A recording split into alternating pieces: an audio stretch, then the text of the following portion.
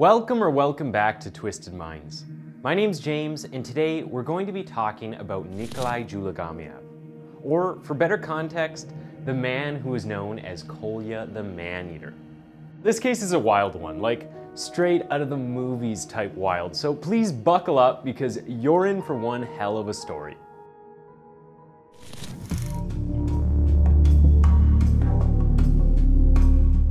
On this channel, we'll explore slaughter cases of all sorts, but for this guy, we're gonna hold back on the suspenseful evidence analysis and mystery behind each case because we'd probably be here all day. That's right, Nikolai's a serial killer. Oh, and if you thought the whole serial killer side of things is at all even close to the craziest part of this story, then you're in for a ride. Born and raised in Yuzhgaznach, Kazakhstan. In 1952, Nikolai was the fourth of 5 children. The strangest part, his childhood was what most would consider normal by all accounts. No crazy divorce, no childhood abuse or childhood traumas, just your standard upbringing. Given, I'm sure he had his lows from time to time, but he never experienced or behaved in ways of which most serial killers did in their younger days. As for his adolescence, he spent his days at railway school and even served in the military service in the Chemical Defense Corps at Samkard and Otar. After this, he attempted to become a driver and then went on to apply for universities. However, failed at achieving both of these goals.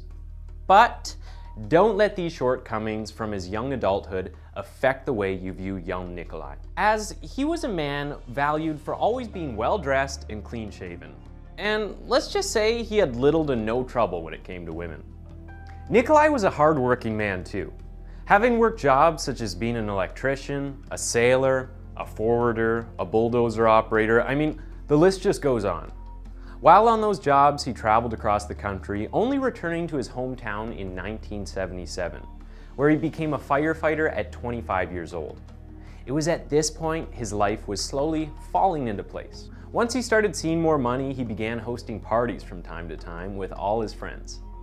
Now, I know what you're thinking. How does all of this life experience, career, and social success lead to anything remotely out of the norm, let alone the beginnings of a serial killer?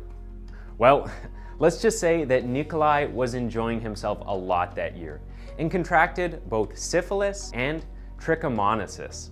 He blamed women entirely for this, and thus his fierce resentment for women began.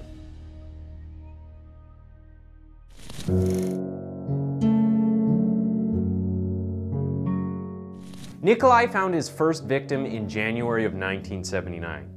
We don't know the exact date of the event because when Nikolai was captured, he couldn't remember the date himself. As you all know, after the whole STD incident, his anger toward women grew to new heights. By all means, he felt as though women were lower-class citizens that had no place in the modern world.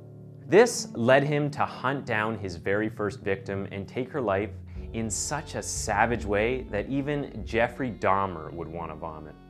Many years after being captured, Nikolai opened up to the police and told his story of his first victim. He said that he had been traveling down a rural path somewhere in Yuzhgaznach. As he was moving along the path, he noticed a young woman in the distance.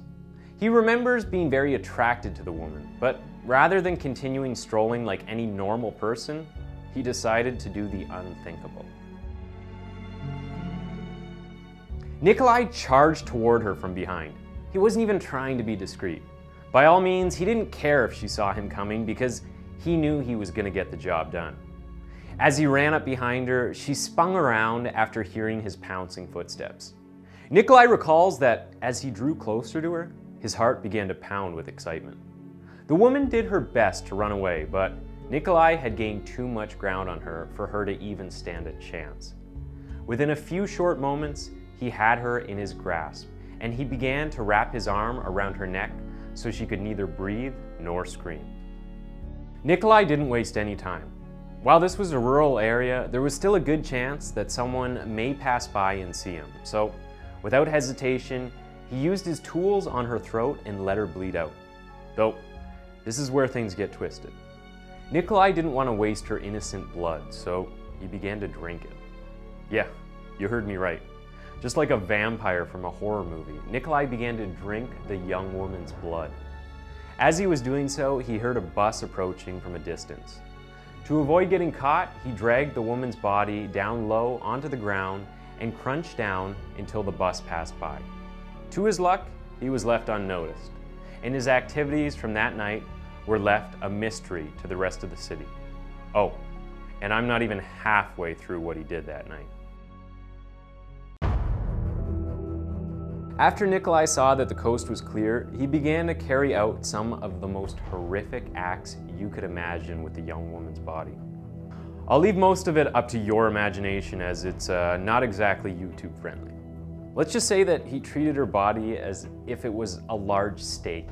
He of course needed to see if it was cooked to his liking, and he began tearing up the insides of the steak. He did so with complete disregard for the woman's dignity and literally separated her apart limb from limb, as though she were nothing more than a piece of butcher meat. And what's a piece of butcher meat without a little barbecue? He began to load large portions of her body into his backpack. He then carried them home and began to detach the fat from the muscle and meat. He turned her fat into oil after cooking it for quite some time, and even went as far as pickling certain parts of her body. To spice things up a bit and add some variety to his diet, he put other portions of the woman's body through a grinder and made meatballs out of them. He kept all of the meat for himself and never shared it with anyone, and thankfully so. He says that he was able to eat for an entire month using nothing but the body of this innocent young woman. In his own words, Nikolai said, "It was tough, and I had to cook it for a long time in its own fat. The first time I ate human flesh, I had to force myself, but then I got used to it." It would be just a short time later that the remnants of the woman's body were found in the woods on January 25th, 1979. Police opened an investigation into the matter, but since Nikolai had no connections with the woman, the case ran cold for many years. And a whole lot went down in between those years.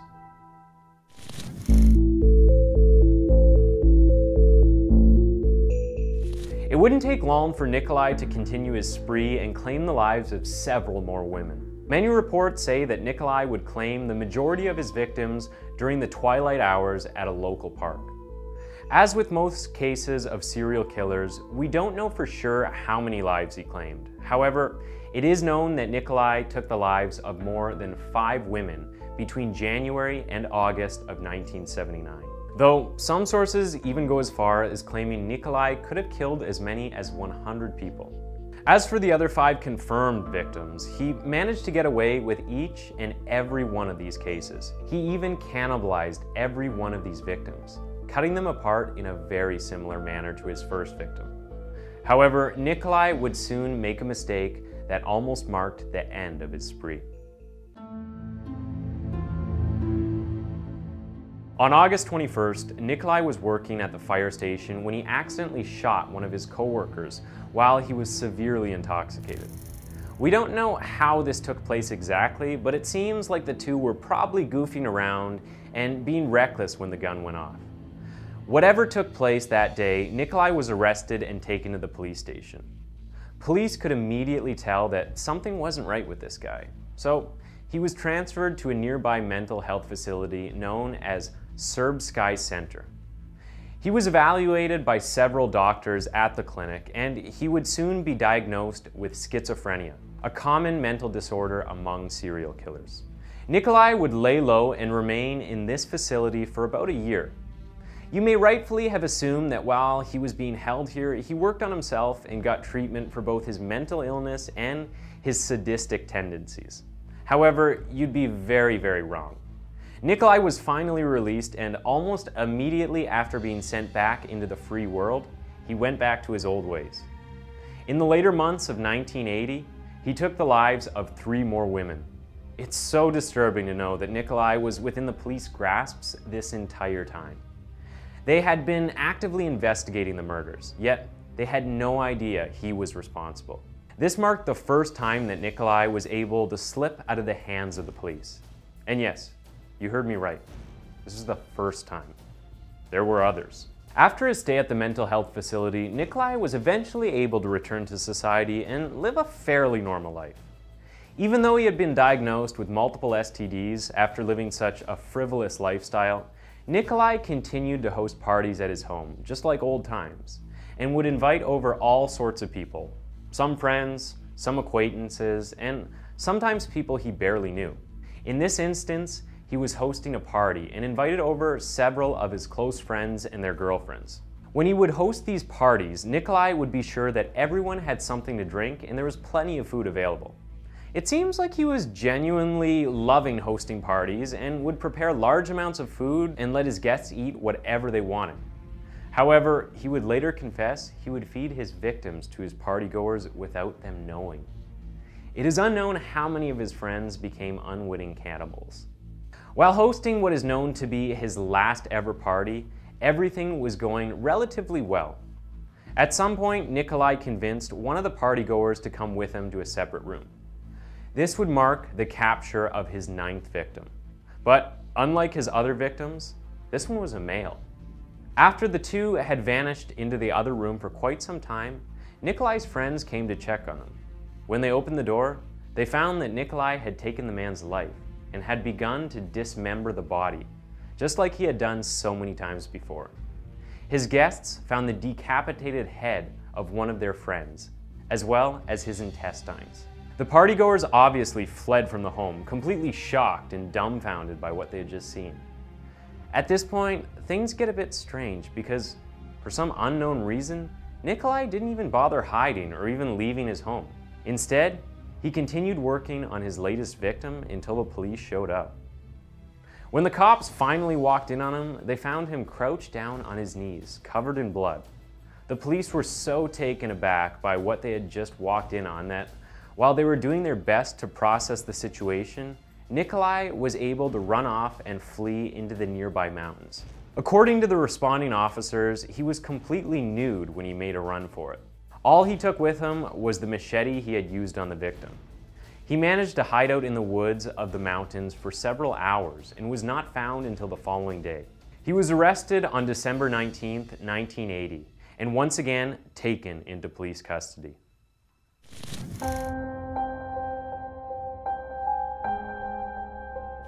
By this point, Nikolai's face had been plastered across newspapers, television, and magazines. His killing spree had slowly started to gain worldwide recognition, as viewers were left in awe by his gruesome acts against these innocent people. The media had begun to refer to him as Metal Fang, as he had metal teeth implanted into his mouth, as a result of a street fight from his younger days. However, this might have even helped for devouring his victims. He was held in police custody for nearly a full year before he was sent to trial. When he finally made his way into the courtroom, the case was super simple and, for the most part, short-lived. Everyone knew about the atrocious crimes he had committed, so the judge knew exactly what sentence he wanted to hand down to Nikolai. Not guilty. That's right. Nikolai's conviction was that he was not guilty. After looking through his previous diagnosis with a deliberating mental illness, the courts underwent further mental assessment to Nikolai and eventually declared him legally insane, thus sending him away to a mental health facility. Thankfully, this time he wasn't allowed to check out after just a few months. A court order was in place that forbade him from leaving the facility under any circumstances. So, much like a normal prison sentence, Nikolai was kept under close surveillance for nearly a decade. While spending time here, rumors began to spread that he had escaped the facility and had gone on the run. These rumors were fueled by the fact that despite his arrest, bodies continued to turn up at an alarming rate. Magazines and newspapers began to spread wild theories about Nikolai, but they would soon learn that Nikolai wasn't the only killer who had been terrorizing the area. There was now a copycat by the name of Alexander Skrynik. Alexander had claimed the lives of several women and dismembered their bodies just like Nikolai.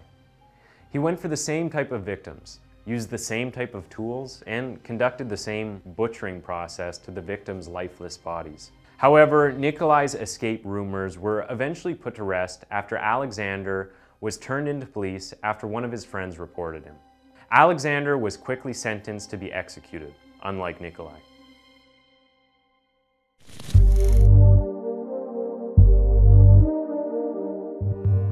After spending several years in the mental institution, Nikolai filed a request to be transferred to a new facility.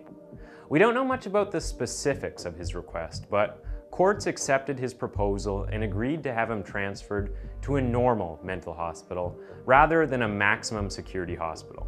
While spending time at his current facility, Nikolai was deemed cured several times, and most of his doctors felt as though he didn't pose any real risk to the outside world.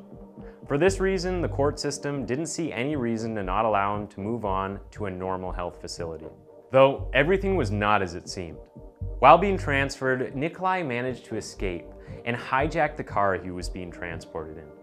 He then took off and wandered around the Soviet Union for several months. There were rumors that he committed another string of murders in Moscow and Kazakhstan, but these rumors were not confirmed. However, he did send a letter to one of his friends, and the stamp proved that the letter was sent from Moscow, around the same time that the new string of murders took place.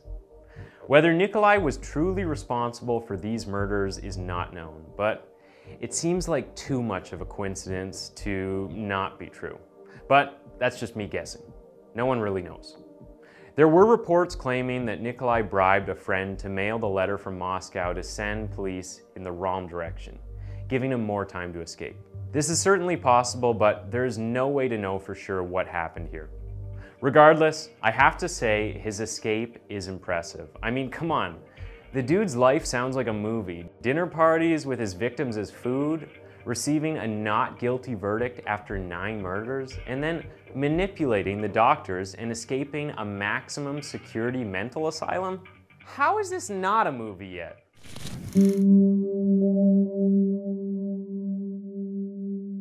At the end of it all, Nikolai would be captured once again after staging the theft of a sheep in Fergana. Police don't know how he ended up in the Soviet Union, but it seems like Nikolai wanted to be sent to prison in this area for a much more minor crime, though he never revealed why he wanted to go to prison. In the end, police realized who he was, and he was transported back to Kazakhstan to a psychiatric hospital. Even after all of this, Nikolai's doctors still believe that he is a healed man. They say he exhibits no signs of bad behavior, and they feel as though he could be reintegrated into society at some point. He is currently held in a prison and works by repairing small equipment. While living in this new mental facility, Nikolai mailed in a request to have his sentence altered to give him the death penalty. But the courts denied this, since his doctors felt like he was on a solid path to recovery. By 2014, police were finishing up the details of a murder investigation that took place in Aktobe. To the surprise of some of the doctors in Nikolai's clinic, he was found to have been responsible for the murder, which took place in 1990 while he was on the run. Nikolai was convicted of his 10th and presumably final murder, and the 68-year-old will likely remain in a Kazakhstan mental facility for the rest of his life. That was the case of Nikolai Dzhumagaliev. Click on one of the 2 videos on the screen for even more interesting cases, and we'll see you again soon.